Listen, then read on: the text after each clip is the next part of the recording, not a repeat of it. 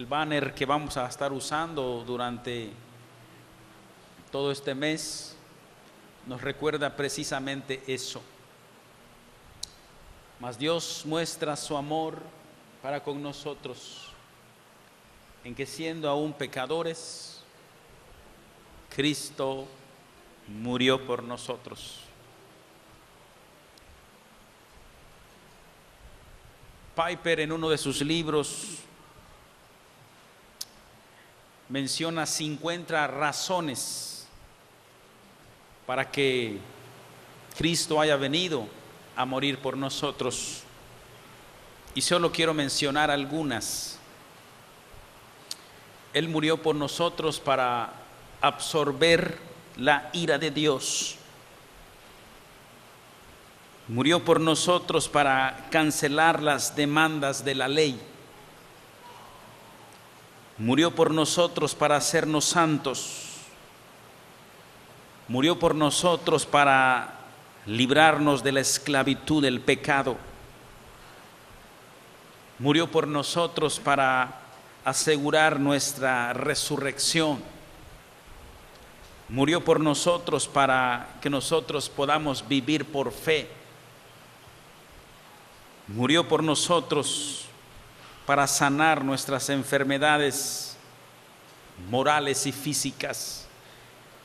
Y bien podríamos preparar 3 meses de series de sermones. Solo vamos a escoger algunos. Y por favor quiero pedirle que cada sermón usted recuerde precisamente esta frase: por nosotros, por sus hijos, por sus elegidos, envió a su Hijo en propiciación por nuestros pecados. El pasaje que acabamos de leer, escrito por el profeta Isaías, aproximadamente 700 años antes de que Jesús naciera. Y es impresionante cómo este pasaje de Isaías 53 nos permite ver con lujo de detalles parte del sufrimiento de Cristo en la cruz, que no se encuentra en otro lugar. Ahora bien, alguien podría preguntar: ¿y cómo sabemos que Isaías se estaba refiriendo a la muerte de Cristo? Bueno, esa es la pregunta del eunuco etíope cuando Felipe lo abordó. El etíope estaba regresando de Jerusalén y se dirigía a su país, y estaba leyendo precisamente el capítulo 53 de Isaías. Esto lo reporta Hechos capítulo 8, verso 32. Este hombre, que era un alto funcionario del gobierno de Etiopía, y nos lo dice el pasaje al describir que viajaba en un carruaje especial. Cuando lo aborda Felipe, este hombre le pregunta: te ruego que me digas, ¿de quién dice el profeta esto? ¿De sí mismo o de algún otro? Eso dice Hechos capítulo 8, verso 34. ¿Cómo podemos estar seguros de que se refería al Señor Jesucristo en este capítulo 53? Es otra pregunta. La Biblia no deja dudas al respecto a que Isaías 53 se refiere a Cristo, el Mesías. Escuchen la respuesta de Felipe. Entonces Felipe, abriendo su boca y comenzando desde esta escritura, le anunció el evangelio de Jesús. Fantástico. Este capítulo en verdad es como una fotografía de la cruz de Cristo, cuando Él estaba redimiendo a sus hijos. Y en esta noche únicamente me voy a basar en el verso 6, que dice: todos nosotros nos descarriamos como ovejas, cada cual se apartó por su camino, mas Jehová cargó en él el pecado de todos nosotros. Al analizar este versículo, podemos notar que se divide naturalmente en tres partes. Y vamos a hablar de eso esta noche. En primer lugar,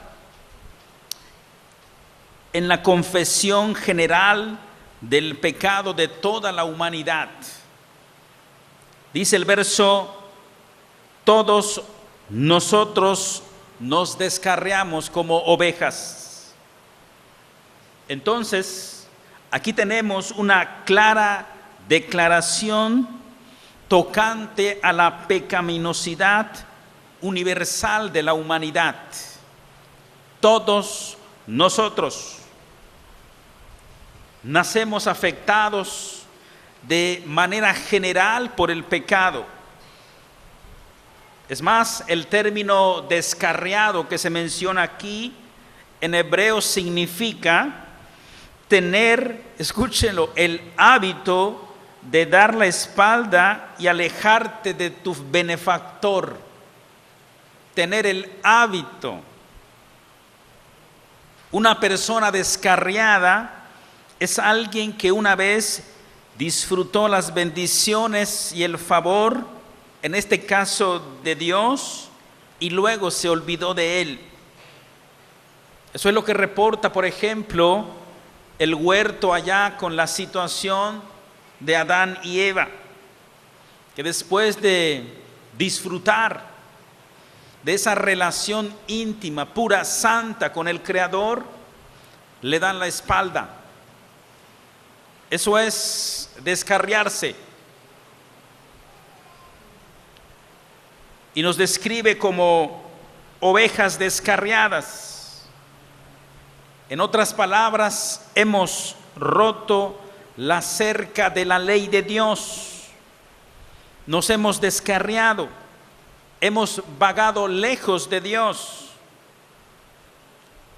El apóstol Pedro también lo dice de esta manera: porque vosotros erais como ovejas descarriadas. La palabra que en griego el apóstol Pedro usa significa alejarse de la seguridad y de la verdad, estar engañado. Esta es la descripción universal de la humanidad en las Sagradas Escrituras. La humanidad en general, dice, toda se ha descarriado. Y es triste que tengan que hacer una metáfora con un animalito para describirnos. ¿Por qué? Porque el pecado precisamente nos degrada, de tal manera que se tiene que utilizar esta metáfora. Ahora bien, lo triste es que no somos comparados con algún animal inteligente, porque sí lo hay. El hombre es comparado como las ovejas. Y nada más para recordar algunas cosas de la serie de sermones pasadas: somos tontas, somos torpes, somos tercas, somos sucias.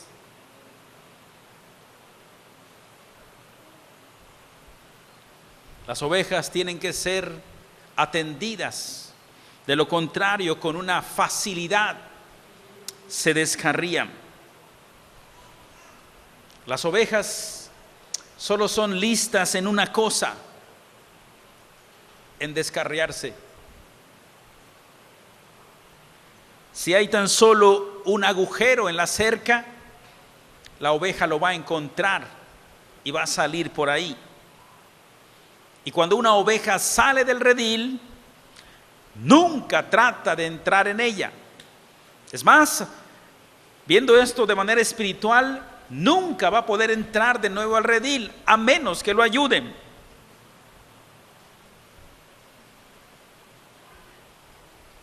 Y el hombre es igual. Es sabio en hacer el mal, pero es tonto para hacer lo bueno.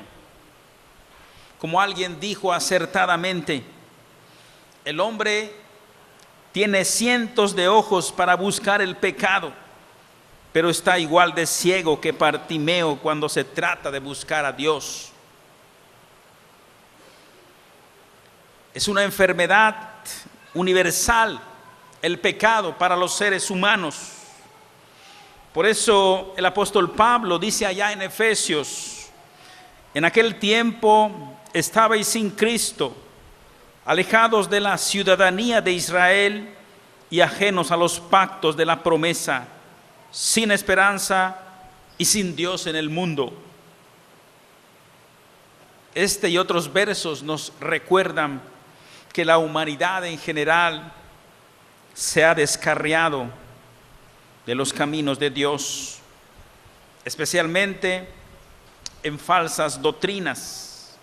Dice también Pablo: teniendo el entendimiento entenebrecido, ajenos de la vida de Dios, por la ignorancia que en ellos hay, por la dureza de su corazón. Entonces, no se sorprenda que de vez en cuando el ser humano que está descarriado te salpique con sus acciones, como nos compartían nuestros hermanos. Se tuvieron que tirar al suelo escuchando los disparos. Nos debe sorprender entonces acciones tan atroces como las que cada vez son más comunes en nuestros días. Gente quitándole la vida a otra gente, o más bien a mucha gente, poniéndose una bomba en el cuerpo y haciéndose explotar en una plaza comercial.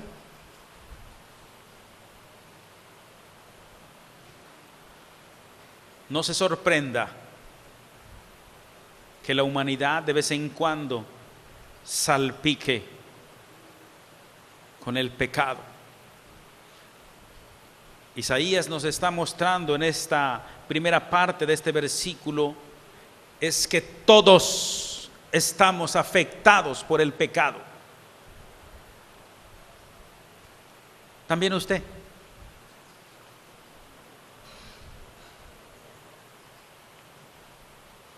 Por eso no nos unimos, por ejemplo, a la conservación de la creación de Dios. Por eso no nos unimos a cuidar el planeta, porque estamos afectados por el pecado, porque nos interesa mi casa de 8x20 o de 10x30 o lo que tú tengas. Por eso somos indiferentes a las necesidades de las personas.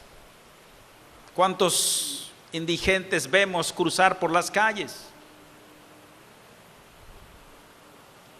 Por eso buscamos solo nuestro bienestar. Por eso hay tensión entre países: Guatemala, El Salvador, Honduras, México, Estados Unidos, los países árabes. Por eso hay tensión. La humanidad en general, dice Isaías, se ha descarriado. Pero la segunda parte de este verso es impresionante también, porque dice en segundo lugar que nos va a mostrar la confesión particular del pecado de cada uno de nosotros, porque dice: todos nosotros nos descarriamos como ovejas, cada cual se apartó por su camino. Y esto entonces va de lo general a lo particular. ¿Ya se dio cuenta? Va de lo general, donde usted y yo estamos afectados. Y repito, por eso no cuidamos el planeta, por eso no nos importa lo que le pase al vecino de enfrente, por eso no nos importa lo que le suceda a El Salvador, a Honduras y Guatemala.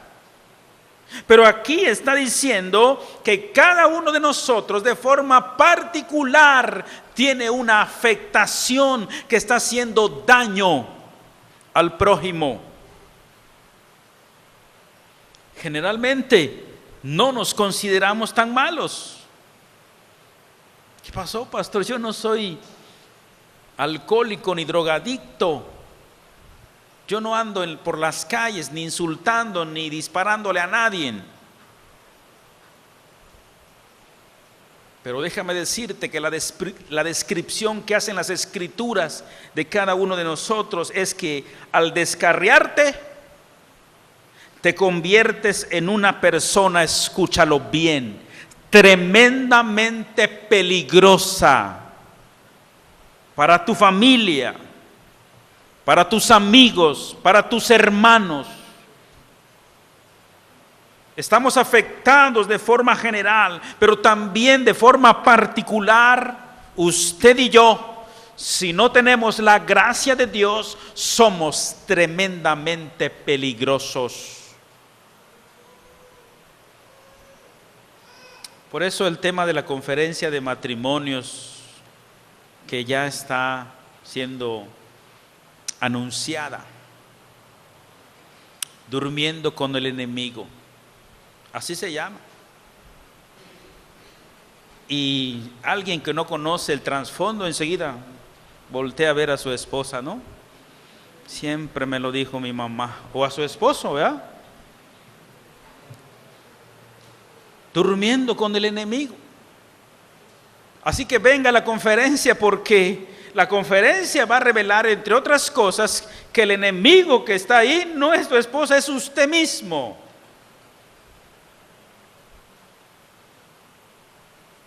El enemigo más peligroso en su matrimonio no es su cónyuge, es usted mismo.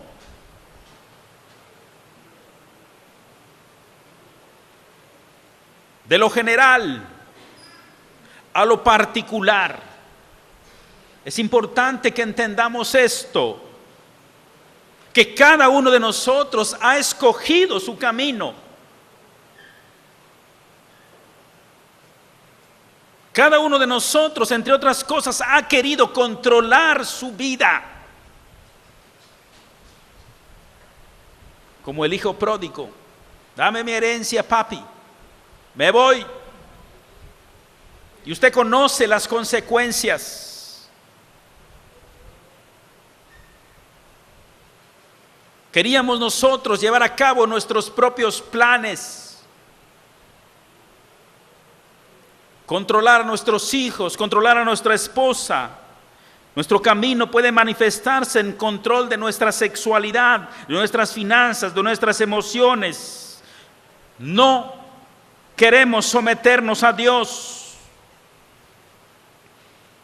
Cada hombre, cada mujer tiene un pecado principal que es diferente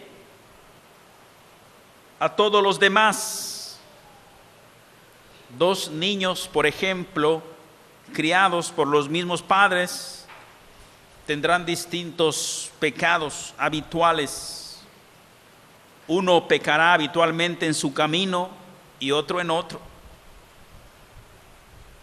En los tiempos del Señor Jesús también había, por ejemplo, publicanos que vivían en oposición franca a la ley de Dios. Pero por otra parte también había fariseos que eran orgullosos y justos en sus propios ojos, pensando que eran mejores que los demás. Pero también había saduceos que no creían en los ángeles o en los demonios. Ellos ciertamente no vivían vidas pecaminosas como los publicanos, ni eran supersticiosos como los fariseos, pero tenían enemistad contra la verdad de Dios en su propio camino. Algunos de nosotros quizás fuimos criados en hogares cristianos, Pero rechazamos el consejo de nuestros padres y nos fuimos por nuestro propio camino. Algunos otros prefieren permanecer bajo un anonimato, y ese es su camino. Si hay alguien de quien debemos de desconfiar, ¿de quién es? De nosotros mismos.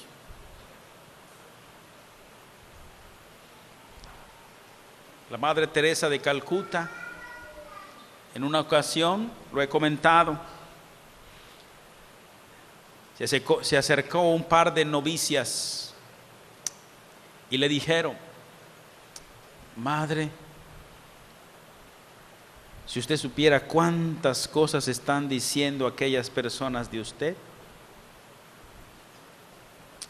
Y la Madre Teresa se acercó un poco más y le dijo: si ellas supieran lo que yo sé de mí, se espantarían. ¿Verdad que usted sabe cómo es? ¿Verdad que usted sabe lo peligrosa que puede ser?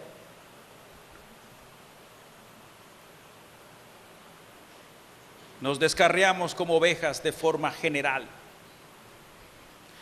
pero también nos descarriamos como oveja de forma particular. Cada cual se apartó por su camino. No se sorprenda entonces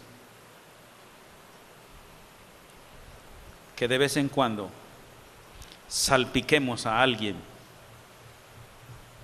con esta afectación.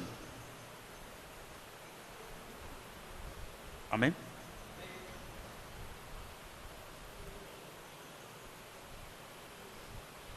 Hay una tercera parte del versículo.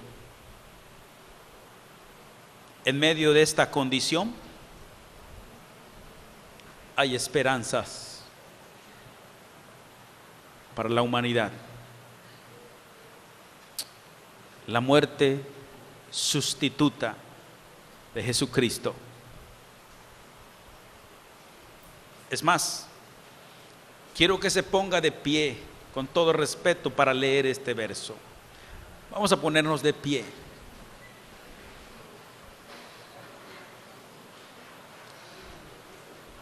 Verso 6.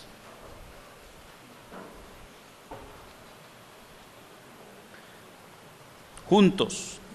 Todos nosotros nos descarriamos como ovejas, cada cual por su camino, mas Jehová cargó en él el pecado de todos nosotros. De nuevo, todos nosotros nos descarriamos como ovejas.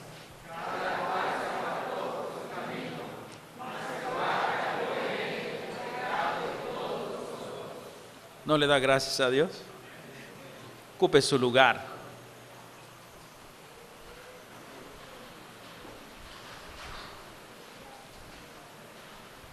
¿Puede usted imaginar que Dios nos deje, por decirlo de una manera, en el descarrío? La primera parte del verso declara la razón del sufrimiento de Cristo. Nuestros pecados, nuestros cochinos y mugrosos pecados. Y la segunda parte declara que Jehová mismo hizo que Cristo sufriera al poner sobre él el pecado de todos nosotros. El verbo cargar significa pegar o golpear violentamente. En otras palabras, la culpa que es nuestra no regresa a golpearnos como esperamos que justamente lo hiciera, sino que golpea a Jesucristo en nuestro lugar. Me encanta cómo lo ilustra ahí Evangelismo Explosivo. Él menciona que esto es el libro de tu vida.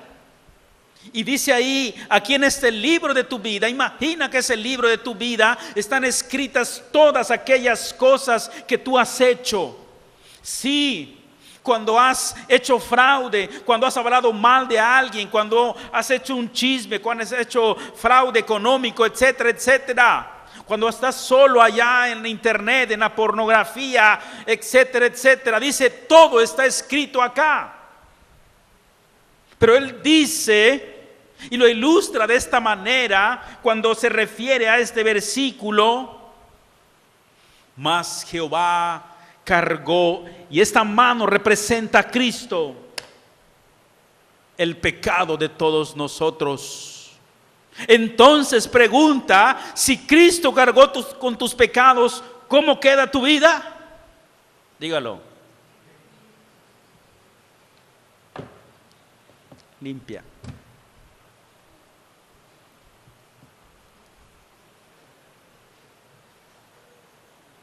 Dígame.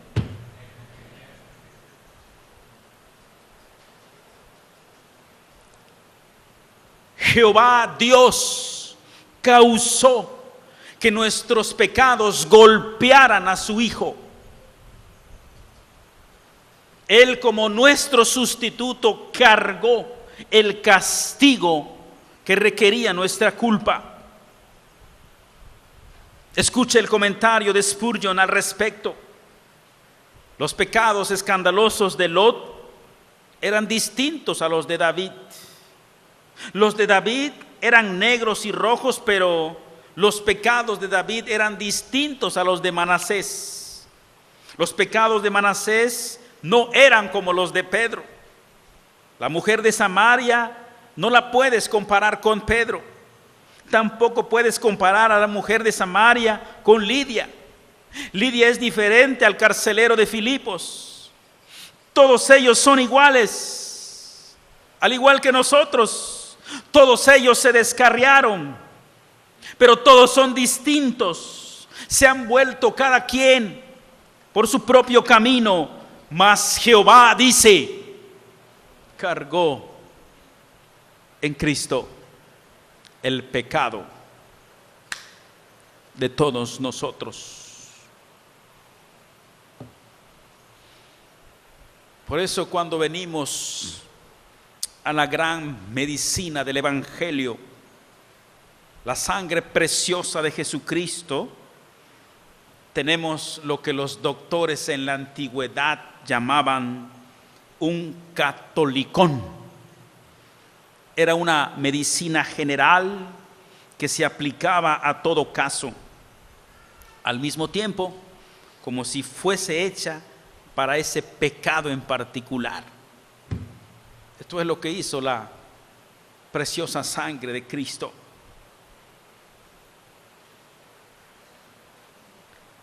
Miremos entonces a la cruz.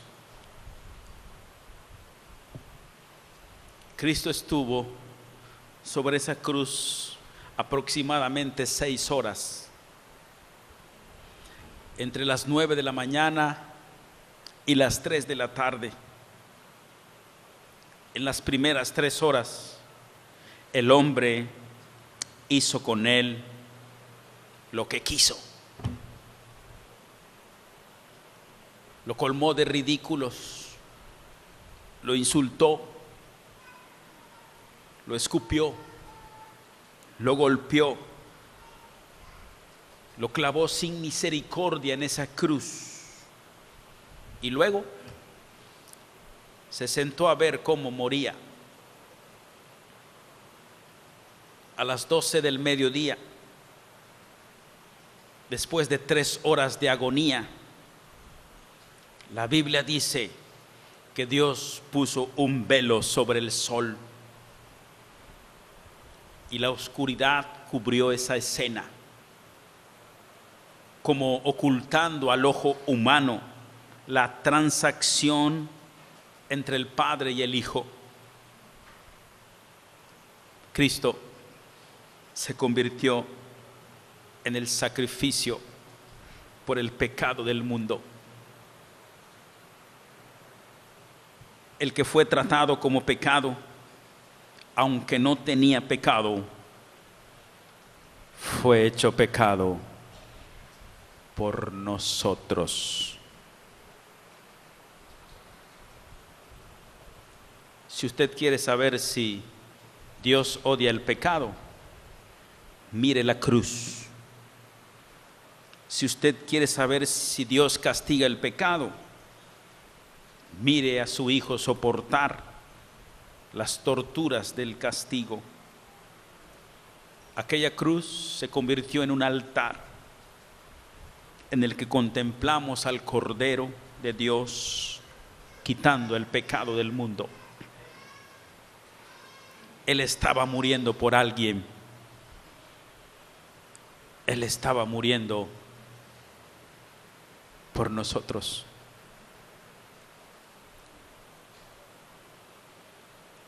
Bienaventurado aquel cuya transgresión ha sido perdonado.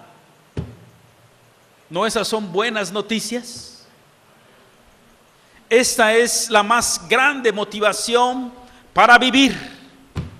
Esta es la más grande motivación para amar, para soportar el pecado de la humanidad.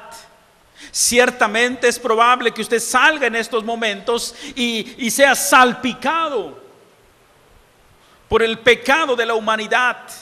Pero es probable también que usted, cuando pierda de vista la gracia de Dios, salpique a alguien con esta mancha del pecado que aún tiene, porque aún no hemos sido transformados en forma plena. Por eso necesitamos de su gracia. El Evangelio de Jesucristo no solo se necesita para salvación, el Evangelio de Jesucristo se necesita para vivir, porque cada día podemos salpicar a alguien con estas manchas del pecado. Por eso necesitamos a Jesús, por eso Él murió por nosotros, para que los que vivan ya no vivan para sí, sino para aquel que murió y dio su vida por ellos. Estas son buenas noticias. Esto es lo que vamos a celebrar en la Semana Santa. Por eso usted debe estar motivado para llamar a alguien, para orar por alguien, para traerlo. Si usted no puede argumentar un plan para hablarle de la fe, por lo menos ore y haga todo lo que esté a su alcance para traer a que escuche el Evangelio. No son vacaciones lo que celebramos nosotros en estas fechas. Es la muerte de Cristo y su resurrección por nosotros. Y estas son buenas noticias. Bienaventurado aquel cuya transgresión ha sido perdonada y cubierto su pecado. Mas Dios muestra su amor para con nosotros en que, siendo aún pecadores, Cristo murió por nosotros. Viva de acuerdo a esta verdad. Cristo cargó con sus pecados. A Él la gloria. Dios bendiga su palabra.